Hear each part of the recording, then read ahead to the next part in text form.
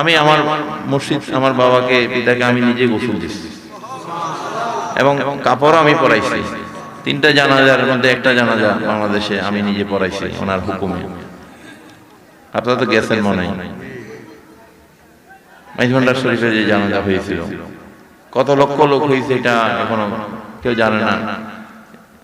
এই যে রোজার সময়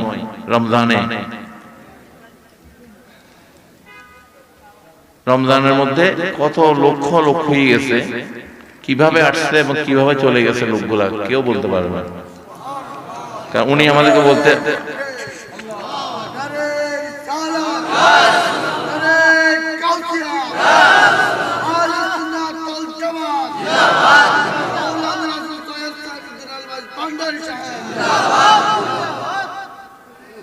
উনি যাওয়ার আগে বলেছেন যে বাবা আমার জানা যায় অসংখ্য লোক হবে, আল্লাহর অসংখ্য ওলি আল্লাহর আসবে, তোমরা তারা যেন কেউ কষ্ট না পায়, তোমরা সেদিকে খেয়াল রাখবে। তো আমরা দেখেছি ভাদ্র মাসে কঠোর রৌদ্র, জুমার দিন ওনার জানাজা যেদিন দরবারে হলো, আপনারা অনেকে গেছেন না? কারা কারা গেছেন মনে আছে এখন? এই কঠিন একটা রোদ্রে আমরা জুমা আদায় করেছি।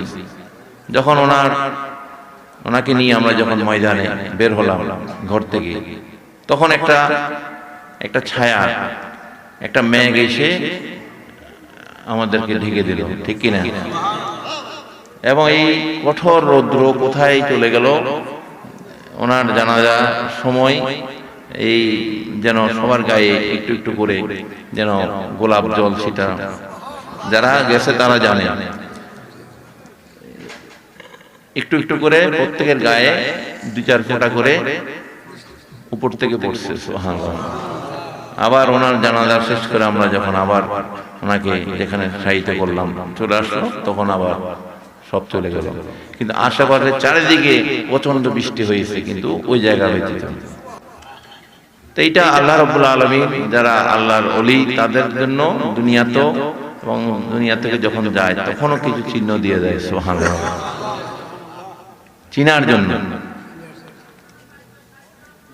আমি তো এত লোক দেখে আমি কয়েকটা গরু, বড় বড় গরু জবাই করি, যেহেতু রোজা, রমজান, ইফতারের ব্যবস্থা।